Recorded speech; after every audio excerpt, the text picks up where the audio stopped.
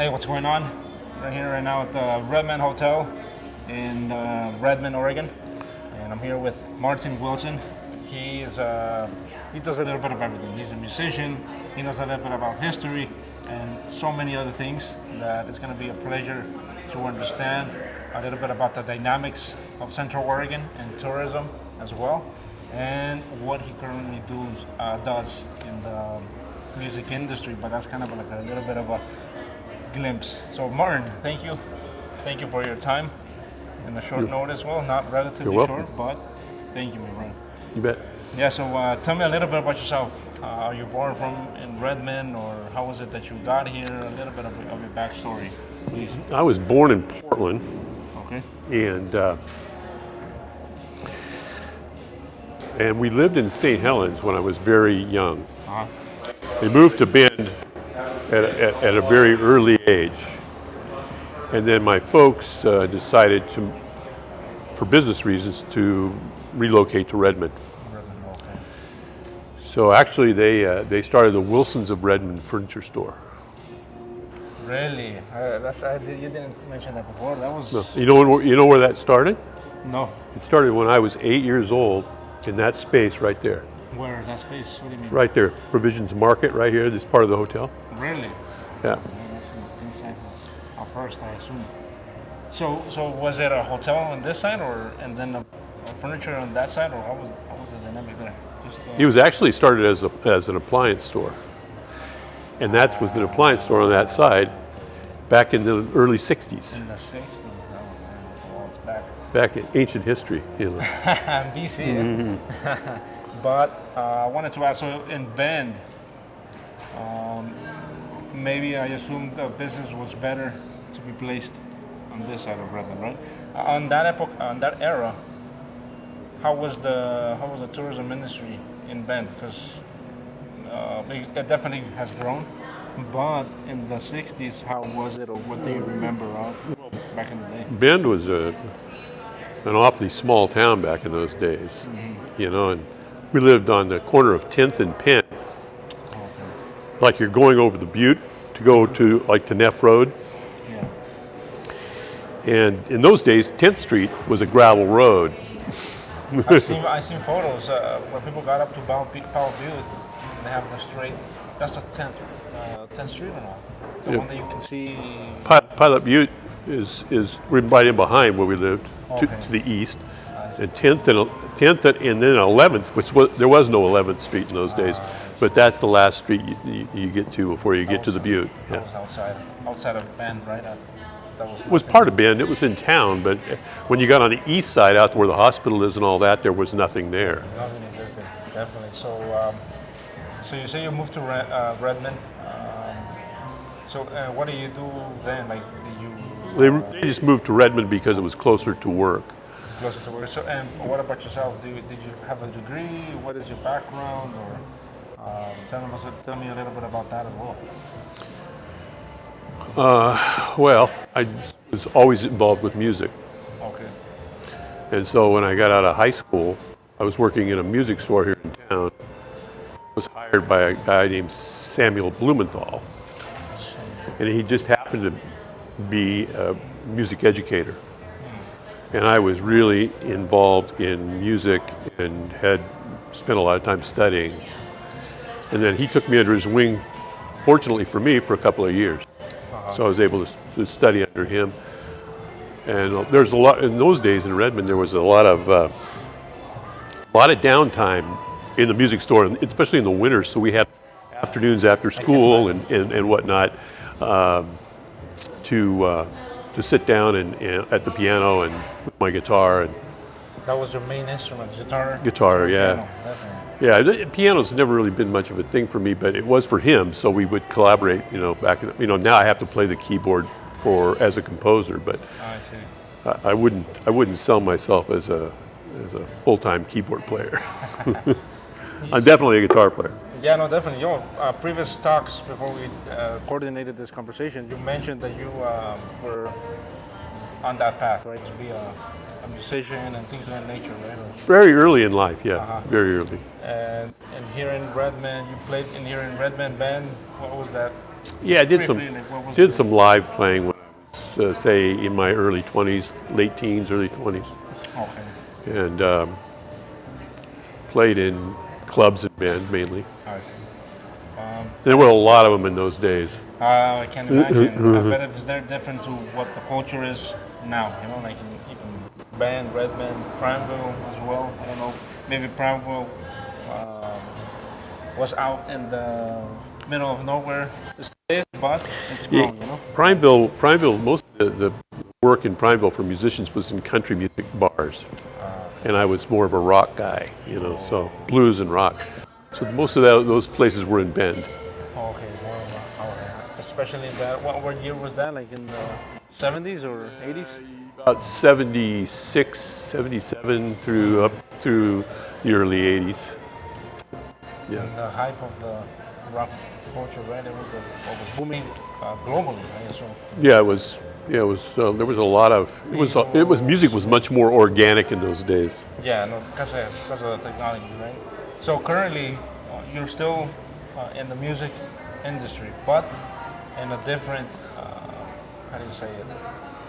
In a different capacity. Exactly, different way of producing it, or different venture, right, inside the industry. So what is it that you do exactly with music, and tell me a little bit about that. Well, I'm interested in getting involved with the sync licensing business, which is film and television and any kind of media, you know. I mean, there's streaming platforms, there's tons of opportunity. So do you focus, sorry to interrupt, do you focus on a certain type of niche inside the film industry, or is it more generalized? Or I'm more interested actually in actual film, Okay. you know, doing music for film would be my first choice. And then creating a niche with my own music that allows me to offer something special. Different. You know, something different, something special. Definitely. So, and especially right now with like we mentioned before in digital media, music, there's so many ways to produce it, and also for people to actually make it a business. You know, it definitely has changed from that time when you started. Definitely, but there's still ways to get a spot. You know, get a slice of the pie, as they say, right? You know, yeah, it's much easier now because the internet has changed everything, and so you know, today you can actually virtually have a session with people just through Zoom or any kind of a Skype type session or whatever. You can actually have just jam sessions with people all around the world. Exactly. You know, and so, you know, or I can go to Dropbox and upload a file and send it to New York and have a sax player blow a sax line over it and then send it back. Coordinate them and then sync them up and then actually make them. Easy to do. Exactly. And what do you think is like the future of that? You know, because it's advanced, it's pretty advanced, but you always know, as you know, it always keeps evolving. So where do you think we'll go from here? Well, I think artificial intelligence is going to play a role. You mentioned that last Yeah, we talked about that. I think it's going to play a role, and I think that the composers are going to have to figure out a way to AI-proof their position in the market. So that means that the need for uniqueness is going to be greatly increased.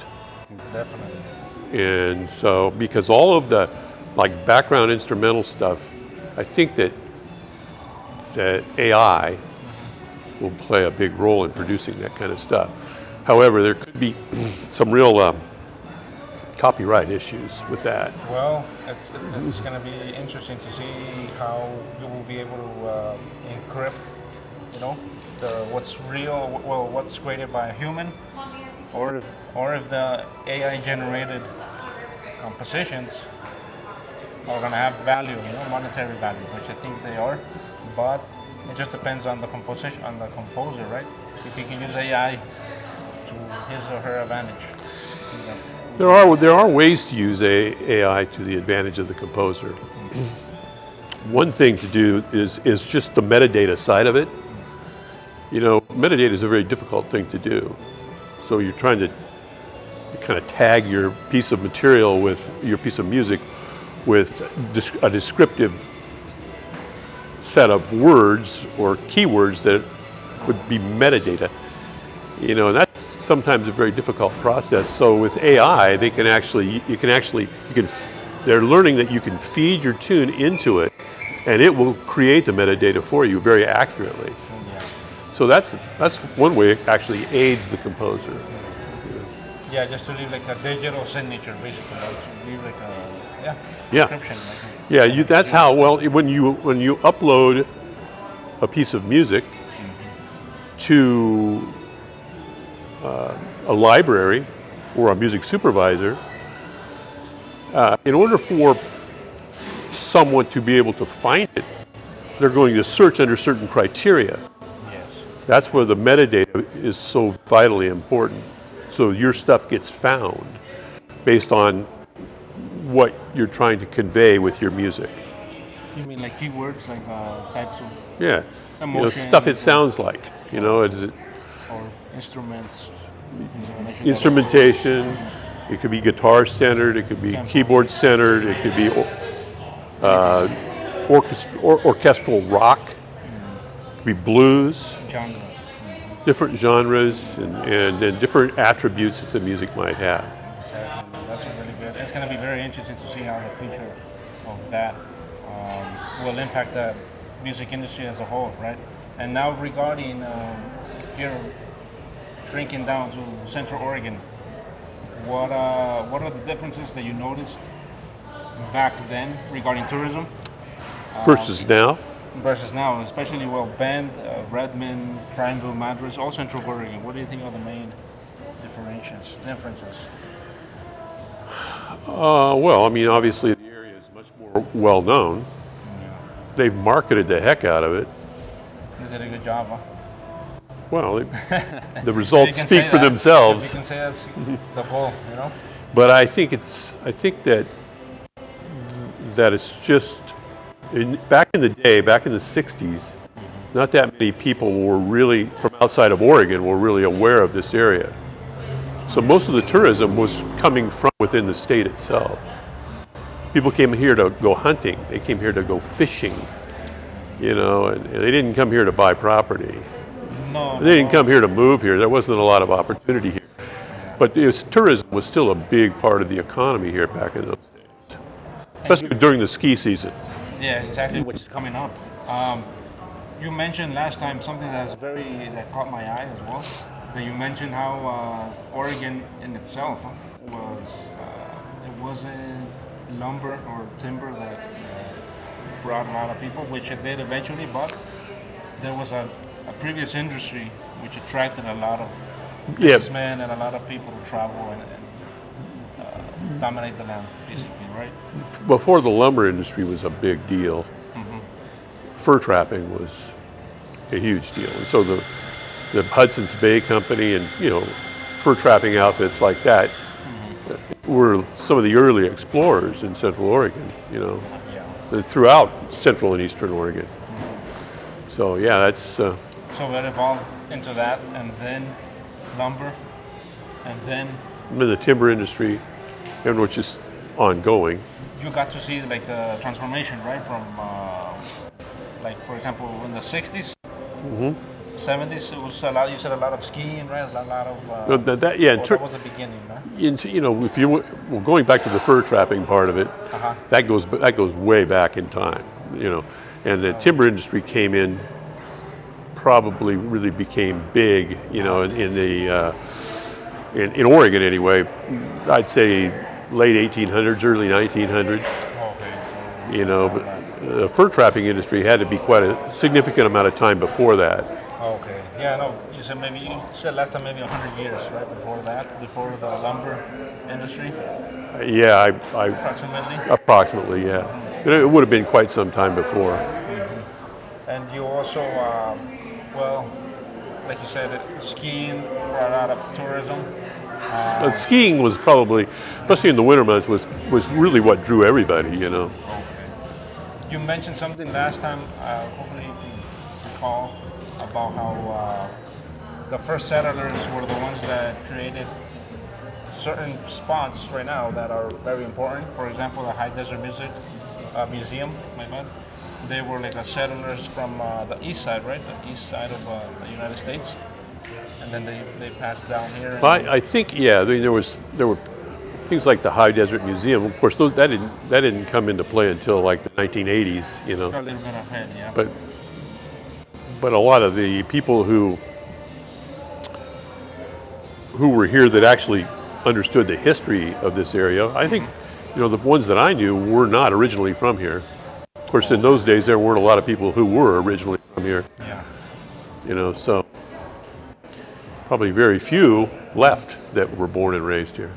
Definitely, definitely. And for example, what do you think of the tourism industry right now? Like, what's your perspective on? Is it good? Is it bad? What's the dynamics that you notice now in Well, this region? I think it's people love to come here. It has grown to be a huge industry for this area. Yeah. People love to come here for multiple reasons.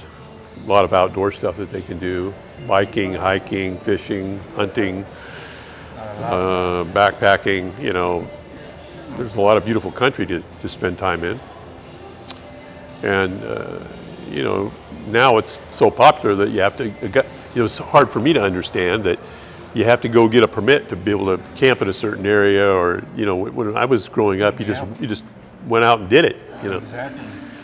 And there were far fewer people doing it in those days, but Yeah, no. Even when I arrived here like 3 years ago, I think the first year that I went, the summer of 2020, that was the last year that I could get to the summit without a permit. The next year, I think they started asking for the permits. yeah.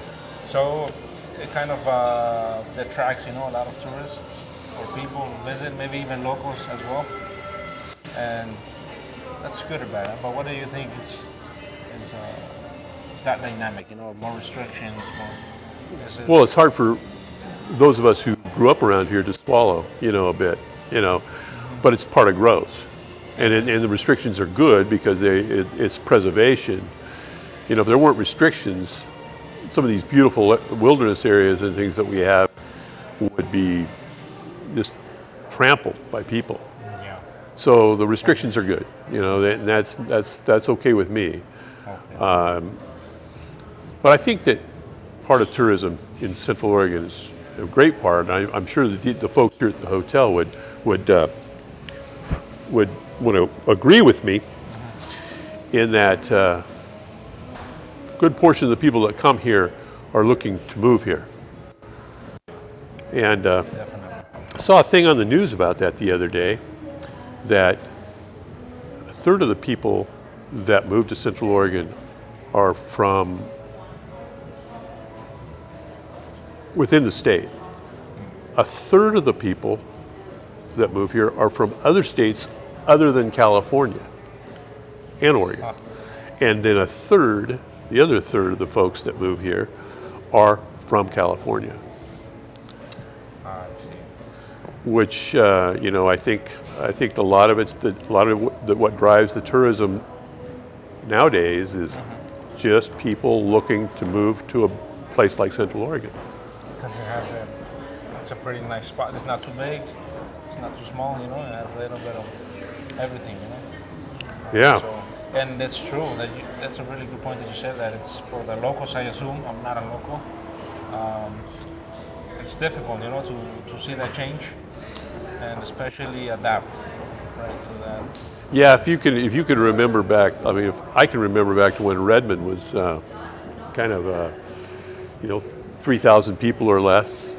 Look at that. It was like just an old cow town, and A few neighborhoods, right? yeah, just very. I mean, it was a very small town. Bend wasn't a whole lot bigger, and it was just everybody knew everybody. Yeah. You know, and you could go away on vacation and never lock your house. You know? Really? Yeah, and so Try to do that now. they had. I can remember they had the old Spud Festival. You know, because Really? potatoes were a big industry here. Really? I did not know that. Is it still? No, not so much anymore. You mean Redmond or? In Redmond, Really? this whole Redmond area here, potatoes were a big industry at one point, and so they used to have the old Spud Festival once a year, and they would have they had barbecue pits. You know, they'd barbecue a beef, and they barbecued pork, and they had these huge spuds. You know that you could get. I mean, you could get all you could eat. You know, you just buy a little ticket, and you could have all you could eat. It was a great festival. Interesting. When did they stop doing that? Was that a long time? Probably somewhere around that. I mean, I don't remember, but it had to be somewhere in the late 60s, early 70s. It stopped? It stopped. Really? Yeah. Oh, so it was a long time ago. Wow. Oh, it's a long time to you, maybe. You were young back then. Well, you were my age, basically. Or a little bit younger. Much younger. I was like a teenager when I went to the specials. Definitely. So, so what do you think the future of Central Oregon is? Like, for example, now that you're noticing all this growth, where do you think it's heading? I think the growth is going to explode. I mean, ultimately, there may be some slow points in that. Maybe higher interest rates right now maybe slows down the housing market a little bit. But I think ultimately that the area will grow and grow and grow. There's a lot of, especially Redmond, the Redmond area, because there's a lot of room to expand here. Exactly. Like, yeah, it's going to become Bend, maybe, something like that. You think so? It'll become, well, between Bend and Redmond, it'll all be, I think eventually all be one great big metro area. It almost is now, and I think that the population will boom. You know, water, factors like having enough water to take care of all these folks, and you know, the resources could be a limiting factor. That's a really good point. Time will tell. Exactly. It's still pretty far to go from Redmond to Bend, but it seems shorter, you know, every time. Because they're starting to grow outside of the mobile park, motorhome, or what is it called, like a RV park? Yeah. That's like the limit, you can say, right, of Redmond, what it's gonna get. Well, yeah, compared to when I was growing up, I mean, there was a lot of nothing between Bend and Redmond. And Highway 97 was a 2-lane highway. One for each. Yeah, one going each way. One, yeah. Now it's two for each way. That's Yeah, it was. You could. I grew up kind of out on 97, and you could pull up a lawn chair and sit there and watch the cars go by, and it was. There's more traffic on Canal Boulevard in Redmond now than there was on 97 in those days. Really? Yeah, Huh. yeah, it was Well, pretty quiet. Yeah, I've heard that the 97th highway is relatively new, maybe around 20 years. Oh no, just the bypass part of it. Just the bypass part. This was the. This was. supposedly the. This was it. Yeah, no, back in the day, the highway 97 went through town. Yes, that's what I heard. They had to fix that. Yeah. You know, so they put this bypass in, but actually Highway 97 has been here for many years. I can't imagine. Yeah, but they shifted it basically so it doesn't. Well, yeah, interrupt with the flow of the traffic. You know, basically. So it is getting more populated, and that's kind of like the good and the bad of tourism. You know, so Martin, I really appreciate your time. It was a great chat. Hopefully I was informative. Of course, my friend, it very is, and hopefully for the people that are watching as well.